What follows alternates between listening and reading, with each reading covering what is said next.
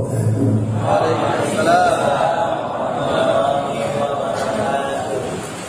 Alhamdulillah, wassalatu wassalamu ala rasulillah Sayyidina Muhammad ibn Abdillah wa ala alihi wa sahbihi wa man wala wa la hawla wa la quwwata illa billah. Amma ba'd.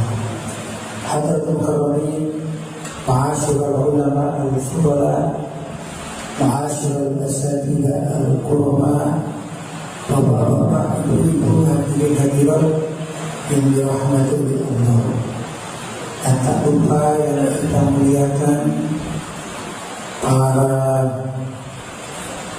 pengurus Tasrafi Kecamatan Muara Batu, para tengku-tengku, para abah, para abi dan abu, serta juga para pejabat yang hadir, baik dari sipil maupun TNI, tidak ada yang hadir, dan juga kawan-kawan Satgas yang ditugasi untuk meramaikan, memakmurkan pengajian pada malam hari ini. Adik-adik mahasiswa yang hadir dan juga anak-anak saya yang saya cintai, mudah-mudahan malam hari ini kita semua mendapatkan keberkahan dari Allah Subhanahu wa Ta'ala. Amin. Bapak-bapak dan ibu-ibu yang dirahmati oleh Allah, senang sekali rasanya ikut bergabung dan juga bisa sumbangsi pemikiran dalam perkumpulan tasawuf, tasawuf, tauhid dan fikih. Menurut saya perkumpulan ini jelas-jelas perkumpulan Ahlus Sunnah wal Jamaah. Kalaupun saya belum diperkenalkan dengan apa itu ADART-nya tasawuf,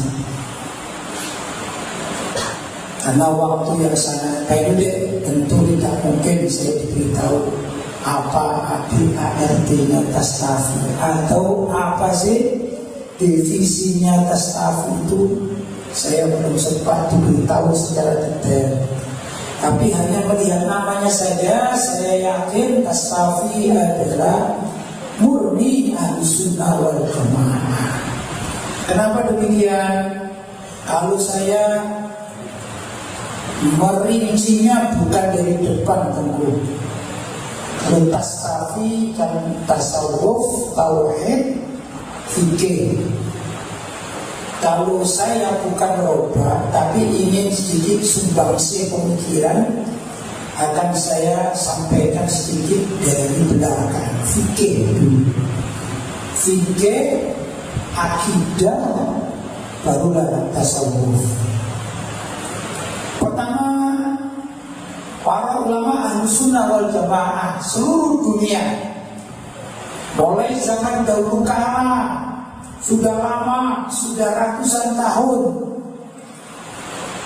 sejak periode kurang lebih antara 300 atau 400 tahun Hijriah, atau mungkin lebih mudah dikatakan abad ketiga atau abad keempat, ya, di dalam perjalanan perkembangan Islam di dunia, maka para ulama bersepakat bahwa di dalam fikih ada 4 mazhab yang terjaga, lestari.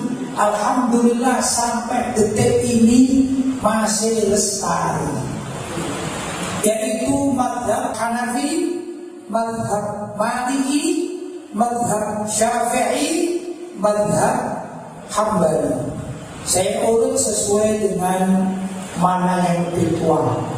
Yang paling tua dalam 4 mazhab ini adalah mazhab Hanafi. Setelah Imam Hanafi wafat, muncullah mazhab Maliki. Tatkala Imam Malik atau mazhab Maliki sudah sepuh imamnya, maka muncullah mazhab Syafi'i. Demikian juga tatkala Imam Malik sudah wafat, kemudian Imam Syafi'i menjadi tua atau generasi tua sesepuh, maka muncullah mazhab Hambali. 4 mazhab ini subhanallah bisa lestari sampai detik ini. Padahal mazhab-mazhab fikih sebelumnya itu banyak, tapi tidak ada murid mereka yang melestarikan. Akhirnya ingkorot alias punah.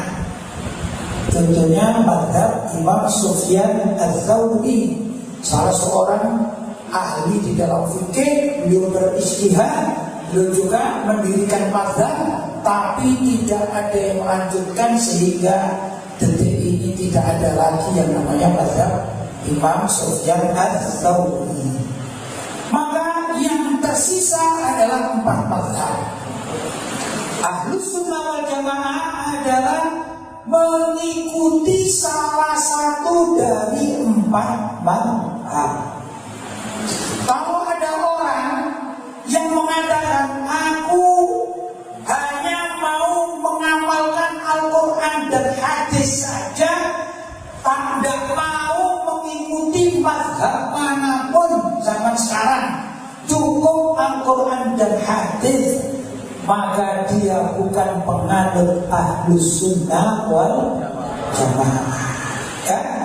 Sekali lagi, kalau ada orang yang mengaku, ketahuilah aku ini Muslim dan aku pengikut Rasulullah, dan aku hanya mau dengan dalil Al-Quran dan hadis saja, aku tidak mau mazhab apapun, ketahuilah bahwa orang tersebut bukan bermazhab Ahlus Sunnah wal Jamaah. Maaf ya, saya akan ngatur nih, jadi harus kopi dulu ya. Mas ya, kopi dulu ya.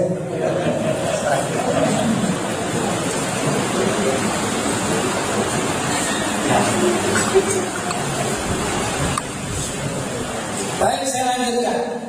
Itu tanda-tanda seseorang bisa dikatakan bermazhab Ahlus Sunnah wal Jamaah kalau mengikuti salah satu dari 4 mazhab fikih.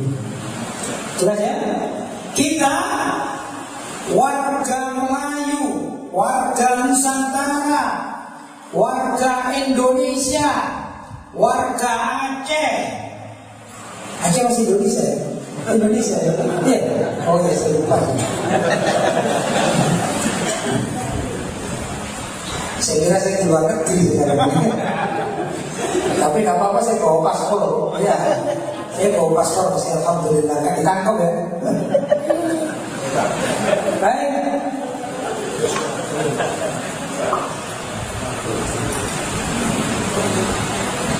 Kita warga atau warga Nusantara,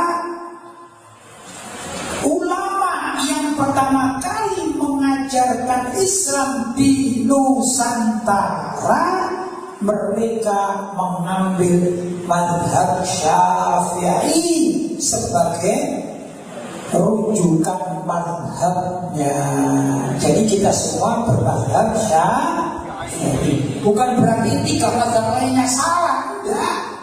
Cuma pilihan kita sebagai rakyat Aceh, atau sebagai rakyat Indonesia, atau sebagai rakyat Nusantara, kebetulan kita memilih mazhab Syafi'i. Waktu saya belajar pergi ke kota Mekah, saya mendapatkan guru bermazhab Maliki. Beliau bernama Sayyid Muhammad bin Alawi Al-Maliki. Beliau mendirikan pesantren. Tapi luar biasa, Abu Yasin Muhammad bin Alawi Al-Maliki tidak mau murid-muridnya yang berasal dari Indonesia itu berubah menjadi mazhab lain, maka masyayikh, ulama-ulama fikih yang bermadzhab Syafi'i. Maka kami murid Abuya Sayyid Muhammad bin Ali Al-Maliki, walaupun guru utamanya bermadzhab Maliki, kami tetap berpegang teguh bermadzhab Syafi'i karena yang kami baca kitab-kitab fikih Syafi'i. Karena itu tidak berubah dengan bapak-bapak dan ibu-ibu di sini. Ya, saya kalau sholat subuh ya pakai qunut, basmalah juga pakai Bismillahirrahmanirrahim. Habis itu Assalamualaikum warahmatullahi, Assalamualaikum warahmatullahi, zikir la ilaha illallah dan lain sebagainya. Sama persis, walaupun saya produk Makkah. Alhamdulillah, walaupun produk Makkah Saudi 8 tahun, saya tidak jadi Wahabi. Alhamdulillah. Jadi jangan kira bahwa di Saudi itu supaya Wahabi, tidak begitu. Memang ulama-ulama pemerintahan di Saudi rata-rata bermadzhab beraliran Wahabi. Tapi ulama-ulama yang setiap harinya dengan masyarakat, apa namanya, ulama-ulama kultural, ya, bukan struktural, kultural. Seperti mungkin bapak-bapak, kiai-kiai, ulama-ulama di sini kan banyak yang kultural, ya kan? Ulama-ulama masyarakat itu banyak yang bermadzhab Ahlus Sunnah wal Jamaah. Boleh saya katakan lebih mudah mengikuti bahasa sekarang, ya. Jadi mohon maaf jangan diartikan politik, jangan ya. Ini memudahkan bahasa sekarang, ya. Ulama-ulama pemerintahan di Saudi itu bermadzhab atau beraliran Wahabi, sedangkan ulama-ulama Ahlus Sunnah wal Jamaah menjadi ulama-ulama oposisi. Begitulah kurang lebih, ya. Jadi kalau ulama-ulama yang benar itu begitu mestinya, ya kan? Begitu ulama-ulama Mekah menjadi oposisi. Nabi Ibrahim alaihissalam disampaikan beliau nabi, ulama apa enggak? Ya ulama. Nabi Ibrahim melawan Namrud, berarti Nabi Ibrahim ini nabi yang oposisi. Nabi Musa namanya siapa? Raja Fir'aun. Raja Fir'aun yang kafir dan menjadi Tuhan, musuhnya adalah nabi oposisi bernama Nabi Musa alaihissalam. Ya, kurang lebih begitulah di Mekah. Saya bicara Mekah, ya. Mas, jangan ketawa, saya bicara Indonesia ini, ya. Enggak, Mekah. Jelas, ya. Baik.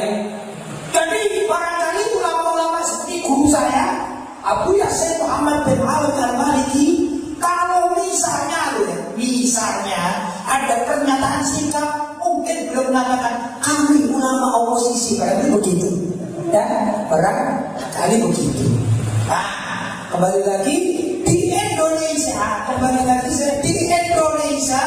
kita alhamdulillah sebagai para pengikut ulama Ahlus Sunnah wal Jamaah bermadzhab Syafi'i. Saya walaupun keluaran Makkah, guru saya Maliki, saya tetap bertahan sebagai pengikut Syafi'i, tidak Wahabi. Alhamdulillah. Jelas ya? Gimana? Sepakat dengan saya? Tetap Syafi'i? Tetap? Baik. Yang kedua, habis fikih, tengahnya adalah tauhid. Astafi, fi dulu fikih. Asta kemudian tauhid. Tauhid dalam bahasa kita atau bahasa aswaja bisa dikatakan akidah. Akidah ketauhidan, ya. Nah, akidah warga Ahlus sunnah wal jamaah itu mengikuti Imam Asy'ari dan Imam Maturidi. Mengikuti apa? Imam Asy'ari dan Imam Maturidi. Mungkin di antara ibu-ibu itu bingung juga, siapa itu yang Asy'ari, siapa Maturidi ya? Ibu-ibu dulu waktu masih muda kan diajari ya. Wujud kidam bako mukhalafatul hawadith dan seterusnya. Ya, masih ingat ya? Nanti kalau dibaca semuanya selesai ngajinya nanti ya. Nah, sifat-sifat yang kita hafalkan masih kecil dulu, itulah ajaran Imam Asy'ari dan Imam Maturidi. Itulah yang diajarkan oleh para pembawa Islam pertama kali masuk di wilayah-wilayah kita. Maka ciri khas kedua dari penganut Ahlus Sunnah wal Jamaah adalah mereka sebagai pelanjut dan penganut akidah Imam Asy'ari dan Imam Maturidi. Lalu ada yang tanya, loh, Rasulullah mazhabnya apa? Saya menjawabnya, Sayyidina Abu Bakar ikut akidah apa? Ya? Kemudian Sayyidina Umar fikihnya mazhab apa? Itu ada dua kemungkinan jawabannya. Kok bisa dua kemungkinan? Jawaban pertama katakan, ya Anda yang bertanya, Anda sangat awam sekali, belum mengerti pelajaran ilmu akidah. Walaupun seorang ustaz ahli ceramah, kalau bertanya, loh Nabi Muhammad mazhabnya apa? Ya? Akidahnya apa? Fikihnya ikut mazhab siapa? Itu berarti ustaz yang asbun. Tahu asbun? Asal bunyi. Dia tidak mengikuti bagaimana para ulama berijtihad, ya, sampai disepakati apa yang tadi saya terangkan. Begini loh, kata anak sekarang, begini loh katanya. Imam Hanafi, Imam Maliki, Imam Syafi'i, Imam Hambali itu melanjutkan ajaran Nabi, ajaran para sahabat, ajaran para tabi'in. Nah, di saat hidup imam-imam itu, ya, mulai banyak pemahaman fikih syariat yang mulai keluar dari ajaran yang benar. Akhirnya beliau-beliaulah yang bangkit, gampangannya lebih mudah dikatakan bikin peraturan syariat. Dari mana? Tentu dari Allah, yaitu Al-Quran, Nabi yaitu hadis, serta ijma para sahabat. Dikumpulkan semuanya, maka dikemas demikian rupa, jadilah mazhab pertama Hanafi, kedua Maliki, ketiga Syafi'i dan Hambali. Saya nggak tahu ya, di masjid sini ada tulisan peraturan, mungkin saya nggak tahu. Untuk peraturan misalnya, mohon maaf, saya tidak menyinggung siapapun di sini. Misalnya tertulis besar, dilarang merokok di masjid. Sebelah saya, dilarang tidur di masjid, apalagi ngompol misalnya.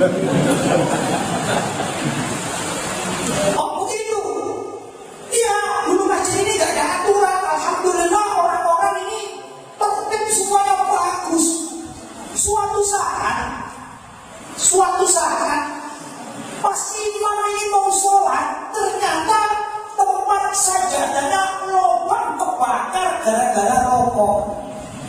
Maka takdir masjid sepakat dan kita rapat. Kita rapat. Sebaiknya dilarang saja rokok masuk masjid. maka tulisan dilarang merokok dalam masjid. Gara-gara apa? Sajadah imamnya lubang-lubang kebakar. Terus apa?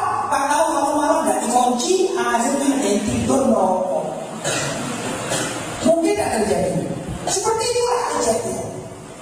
Esok lagi, ini yang bagian bersih-bersih masjid, subhanallah, begitu ke pojok sana, apa ini baunya? Bau kencing ini, apa ini? Oh pasti setelah ada di sini ngompol. Akhirnya ditulis dilarang tidur di masjid. Sekarang larangan itu ya larang. Sebenarnya sudah ada tanpa ditulis, kan sudah kesepakatan tidak tertulis bahwa orang tidak boleh merusak dalam masjid. Ya, hanya saja ada kejadian yang rusak tidak benar, maka ditulislah peraturan. Nah, zaman dulu kalau nggak ada masjid dikunci itu nggak ada. Sekarang semua masjid dikunci. Ditanya, kenapa masjid dikunci? Mau malingnya banyak itu. Iya, ada kehilangan lampu, ada kehilangan dan lain sebagainya. Jam tidak hilang, mending dikunci. Ada peraturan gara-gara ada pelanggar. Demikian juga saat itu, ya. Ada beberapa pelanggaran yang dilakukan oleh beberapa oknum umat Islam sehingga para ulama bangkit membuat peraturan-peraturan yang semestinya sudah ada di Quran hadis, tapi oleh masyarakat kurang dipahami. Begitulah kurang lebih, maka jadilah yang namanya mazhab fikih. Demikian juga dengan mazhab akidah. Sebenarnya sudah ada semuanya, tapi karena banyak pelanggaran-pelanggaran, baik dari Mu'tazilah, dari Jahmiyah, dan lain sebagainya, dari orang-orang Rafidhah, Syiah, maka muncullah Imam Asy'ari dan Imam Maturidi menulis konon atau aturan main, ya di dalam bab akidah, sehingga setelah beliau wafat dilanjutkan oleh para murid-murid beliau, dilestarikan sehingga ada yang namanya kita ikut mazhab Asy'ari dan Maturidi. Jelas sekarang? Jadi pertama fikih sudah selesai. Tauhid atau akidah. Yang berikutnya adalah tasawuf.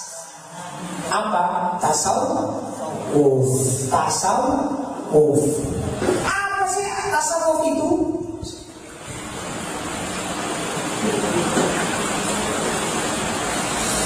Tasawuf ini adik-adik mahasiswa kalau ada ya.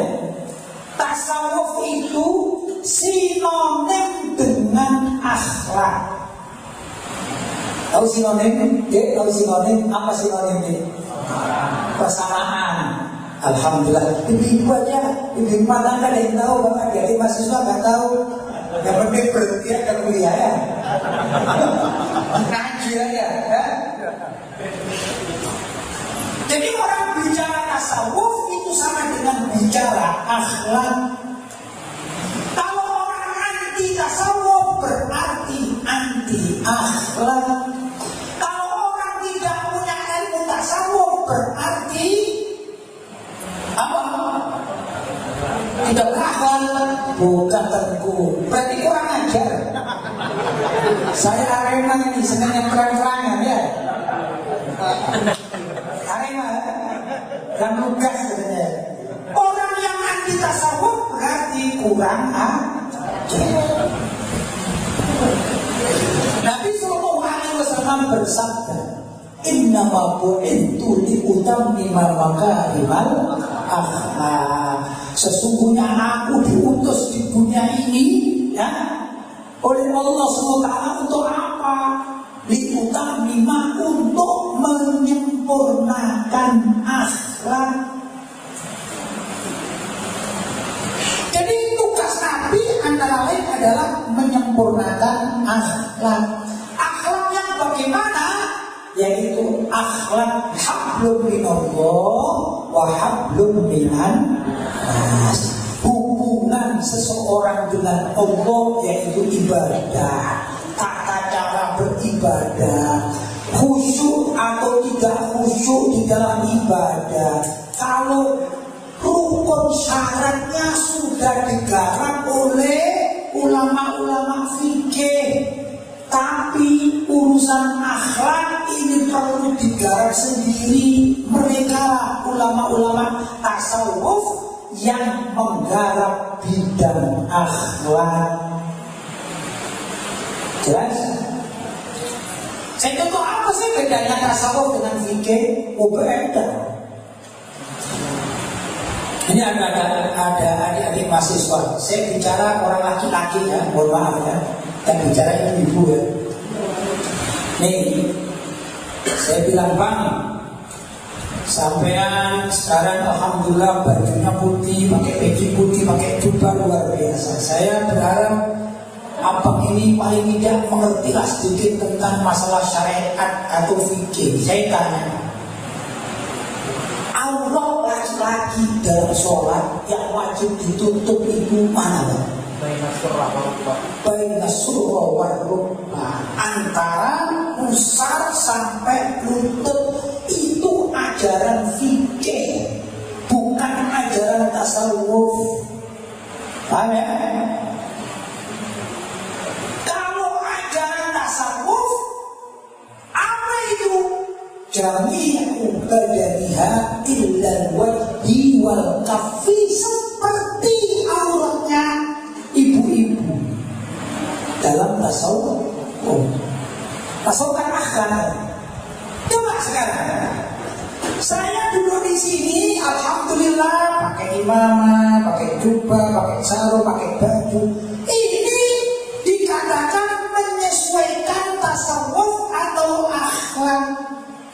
Kalau hanya bicara fikih, tak kala saya berceramah, mestinya boleh saja saya cuma bersarung, sarungnya juga tidak sampai ke bawah. Ya, yang penting nutup aurat lutut sama pusar, kemudian bajunya dilepas alias kelihatan dada saya. Sah nggak menurut fikih? Sah, nggak dosa. Kemudian azan, saya jadi imam, saya katakan, para makmum jangan marah, saya hanya mau mengamalkan fikih karena saya tidak mau tasawuf atau akhlak. Maka saya pakai sarung dan pakai baju, ya, dan pakai baju. Kemudian jadi imam. Nah, sampean datang kepingin sholat dan makmum, imamnya telanjang baju, suka nggak saudara? Suka nggak? Suka. Menerima. Loh, saya beralasan fikihnya sah. Masa salah saya? Nggak salah kan?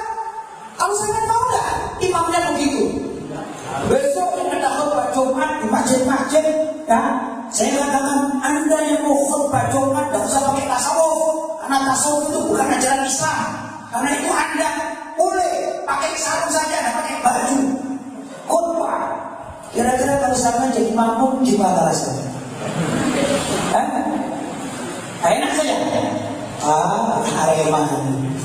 Kalau saya melihat itu, saya kesana, saya ambilkan batu bata, saya lempar. Kamu kurang ajar kamu gitu ya? Abot sekalian gitu ya? Arema,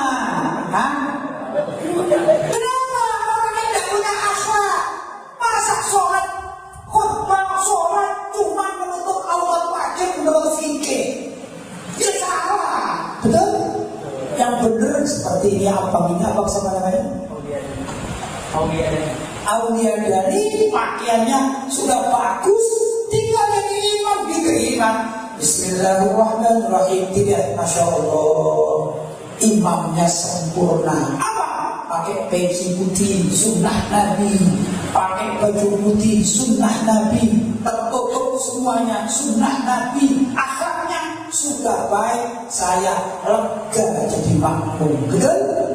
Betul? Tapi kalau ada orang bukan apa, saya nggak katakan gila, enggak. dari kamar mandi, habis maaf ya buang air kecil, bajunya ditinggal di kamar mandi sana, dia kesini udah pakai baju, tapi nutup aurat, apalagi pakai celananya cingkrang lagi. Nah misalnya celananya cingkrang, kelihatan sedikit apa, betisnya diangkat, kemudian pusarnya tertutup, tapi nggak pakai baju. Kemudian mau jadi imam, sama katakan apa? Kata anak muda, gila meks, gitu ya, gila meks, betul. Itu namanya orang yang tidak punya akhlak, jelas ya? Walaupun dia mengamalkan fikih, tidak salah menurut fikih, tapi salah besar menurut ilmu tasawuf. Jelas ya? Maka disinilah letak tasawuf pendidikannya.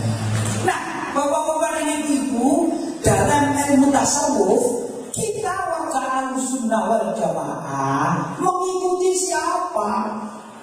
Mengikuti Imam Junaid al-Baghdadi. Beliaulah ulama yang senantiasa menggabungkan antara ilmu tasawuf dengan ilmu fikih. Fikih maksudnya syariat. Ya, ilmu tasawuf kadang-kadang dikenal dengan ilmu hakikat dan makrifat. Syekh atau Al-Imam Al-Junaid al-Baghdadi mensyaratkan siapapun pengikut Ahlussunnah wal Jamaah maka wajib bertasawuf yang juga mengamalkan syariat. Maka Imam Junaid al-Baghdadi diikuti oleh sejumlah ulama dunia, antara lain ulama yang namanya sering kita dengar. Mungkin kalau Imam Junaid al-Baghdadi mungkin jarang didengar sama kita. Ya, kalau siapa Bang Junaid tak kenal. Kalau Bang Junaid ada, saya punya kenalan Bang Junaid, gitu ya. Junaid siapa? Junaidi. Oh ya, itu kenalan saya. Kalau Imam Junaid al-Baghdadi susah kayaknya. Tapi ada seorang imam besar yang mengikuti metode Imam Junaid al-Baghdadi, yaitu menggabungkan antara ilmu tasawuf dan ilmu syariat. Beliau adalah Al-Imam Al-Ghazali. Siapa? Imam Ghazali. Ini banyak didengar oleh kita bangsa Indonesia. Bangsa Indonesia itu bangsa Aceh. Saya bangsa Jawa. Repot jadinya ya. Kita lah ya, kita semua mengenal apa? Imam Ghazali. Punya kitab yang sangat super luar biasa. Namanya kitab Ihya Ulumuddin. Apa itu kitab Ihya Ulumuddin? Ya, kitab kalau dibaca dari bab pertama namanya Babut Thaharah, bab tentang tata cara bersesuci, itu pelajaran fikih. Begitu tengah-tengah barulah mengenal Allah, namanya ilmu tasawuf. Pertama hablum minallah, hubungan dengan Allah. Yang kedua juga mengatur hablum minan nas, hubungan seseorang dengan sesamanya. Ya, sesama manusia. Gimana sih kalau kita ketemu sesama muslim? Oh, kita diperintahkan untuk mengucapkan assalamualaikum. Nah, itu namanya hubungan sesama muslim. Gimana kalau ketemu orang kafir? Boleh nggak kita memulai dengan assalamualaikum? Menurut Imam Nawawi dalam kitab Al-Azkar, haram seorang muslim memulai ucapan salam kepada kafir. Menurut Imam Nawawi mengatakan, bila mana engkau ucapkan salam kepada seseorang yang engkau kira orang itu sesama Islam, begitu kau ucapkan assalamualaikum, tiba-tiba kau tahu bahwa dia ini adalah orang kafir, maka engkau wajib mengambil ulang, mencabut ucapan mengucapkan salammu kurang lebih begini, Pak, saya kabut salam saya kepada Anda. Itu ajaran Imam Nawawi dalam kitab Al-Adhkar. Bisa dikaji di sini. Keras Imam Nawawi ya, keras ya. Radikal dari Imam Nawawi. Radikal Imam Nawawi. Ya biarin aja ketika radikal. Saya pengikut Imam Nawawi. Ya. Anda bagaimana? Senang dengan Imam Nawawi? Alhamdulillah. Itu namanya hablum minan nas. Tata cara berhubungan dengan sesama manusia. Manusia dibagi satu, bagi dua. Ada yang kafir, ada yang muslim, ada yang kafir. Dan bisa diulas sedemikian rupa ada di dalam kitab Ihya Ulumuddin. Ada seorang dari kalangan Ahlu Baitin Nabi, atau bisa dikatakan dari kalangan Dzurriyyatun Nabi, dzurriyyah Ahlul Bait, atau dari kalangan Habaib, yaitu beliau bernama Al-Imam Al-Habib Abdullah Al-Haddad. Ini adalah imam ahli sunnah wal jamaah, juga ahli tasawuf, yang tasawufnya sama atau selaras dengan syariat. Contoh kitabnya ada, insya Allah dibaca oleh ulama-ulama kita para tengku, seperti kitab Risalah Al-Mu'awana, ada waktu Tama, banyak di pondok-pondok pesantren, ya kan? Diikuti oleh ulama-ulama Indonesia. Itu adalah ajaran tasawuf yang berbingkai syariat. Jadi kalau ada kelompok yang anti tasawuf, itu bukan berarti ahli sunnah wal jamaah. Jelas keluar dari aturan ahli sunnah wal jamaah, walaupun dia ngaku-ngaku kami adalah ahli sunnah wal jamaah. Tuh seperti orang-orang Wahabi Salafi, kan ngaku-ngaku kami aswaja, kami ahli sunnah wal jamaah. Tasawuf itu ulama-ulama sufi kafir, itu murtad, musyrik. La haula wala quwwata illa billah. Tiga hal. Apa ini? Fikih, akidah, dan tasawuf. Jangan dipisah-pisahkan. Satu kurang dari tiga ini adalah aliran sesat. Jelas ya? Dulu salah, bukan salah seorang. Di antara para penyebar agama di Indonesia ini adalah para wali songo. Para wali songo. Semua wali songo itu mengamalkan tiga hal tadi: fikih, akidah, dan tasawuf. Tasawuf yang bagaimana? Tasawuf yang selaras dengan syariat fikih. Tasawuf yang bagaimana? Selaras, terikat dengan syariat atau fikih. Siapa beliau? Adalah wali songo. Nah, di zaman wali songo ada seorang tokoh namanya Sidi Jenar. Namanya siapa? Sidi Jenar. Ada lisan mengatakan Siti Jenar. Ya namanya lisan Indonesia nggak salah-salah aman, tapi yang benar adalah Sidi Jenar. Kenapa? Karena orang laki-laki. Kalau Sidi itu dari kalimat bahasa Arab Sayyidati, disingkat Siti. Di Mekah juga masih ada Siti Fulan. Siti Fulan itu dari kalimat Sayyidati, nona besar. Sedangkan Sidi dari kalimat Sayyidi, tuan besar. Jadi yang benar panggilannya karena laki-laki, panggilannya Sidi Jenar, ya, bukan Siti Jenar. Itu salah ucap, ya. Saya itu dalam urusan bahasa panggilan, cuman ada satu hal yang harus kita terangkan. Sidi Jenar mengamalkan satu tasawuf yang tidak mau dengan syariat. Maunya tasawuf saja, syariatnya ditinggalkan.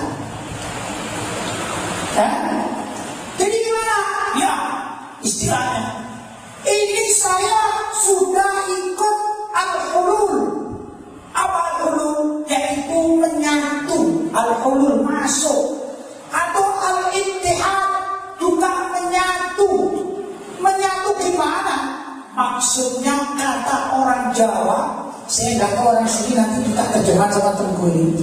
Kata orang Jawa terjemahnya al-hulul wal ittihad itu manunggaling kawula Gusti. Apa itu manunggaling kawula Gusti? Manunggal menyatu, manunggaling kawula seorang hamba, itu manusia. Gusti adalah Gusti Allah, yaitu merasa dirinya sudah menyatu dengan Allah. Karena dirinya sudah menyatu dengan Allah, dia tidak merasa wajib sholat. Karena sholat itu masih tingkatan syariat. Apa namanya? Tengku manung dari kaulah Gusti dan orang sini. Lebih familiar dengan wahdatul wujud. Wahdatul wujud. Nah, berarti orang Aceh ini semi Arab ini ya. Semi Arab apa? Semi Nusantara. Semi Arab ya. Orang Aceh nanti ya dengan pakaian-pakaian apa ini, jubah ini udah ya, familiar ya, doyan saja ya. Karena ada sekarang aliran Islam Nusantara itu ada apa kayak gini, pakaian Arab. Nih aku pakai pakaian Islam Nusantara yaitu batik. Ini sunnah Nabi. Pakai sunnah Nabi, nabimu namanya siapa? Kalau nabimu Nabi Muhammad biasa pakai jubah, dan nabimu siapa? Karena ada riwayatnya Nabi Muhammad pakai batik.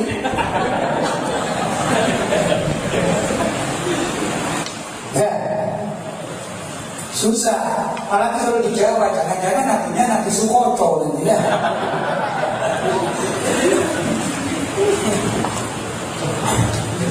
Sini jenar. Itu dalam sejarahnya dia tidak sholat, walaupun dia bertasawuf, dia mengikuti kata yang sudah sampai pada ilmu hakikat dan ma'rifat, sehingga merasa tidak wajib melaksanakan syariat sholat, zakat, puasa, haji.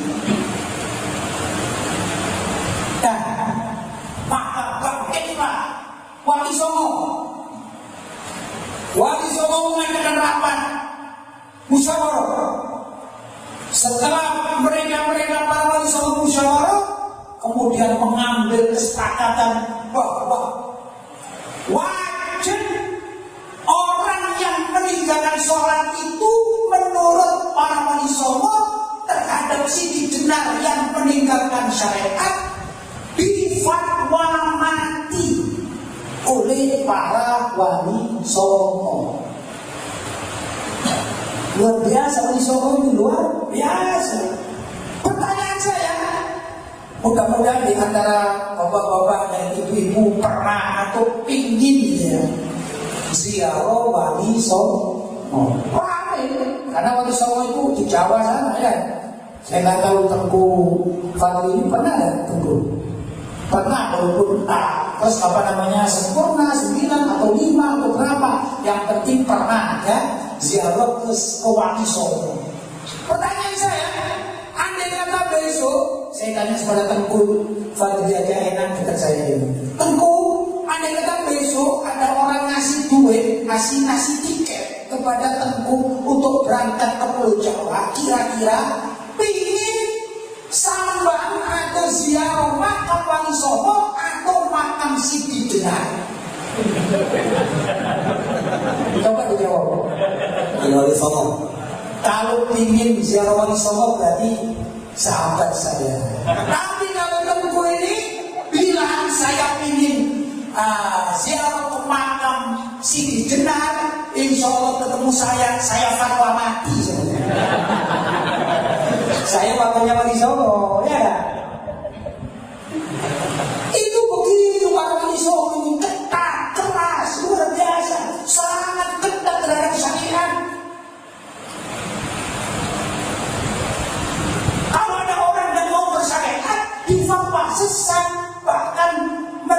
sejarah yang masyhur itu Siti Jenar akhirnya diedam itu dipenggal, dia mati karena difatwa mati. Yang pernah saya baca sejarahnya, yang ketok palu adalah Sunan Giri. Itu udah aliran sesat. Karena itu hati-hati. Saya tidak tahu kalau di Aceh ini ada atau tidak ada, tapi di Jawa itu masih ada penganut Siti Jenar yang tidak mau sholat. Sholatnya cukup eling katanya. Eling itu ingat. Kami aku, diam. Subuh, diam. Zuhur, diam. Asar, diam. Maghrib, diam. Isya, diam. Tidak bangun sampai subuh karena tidur.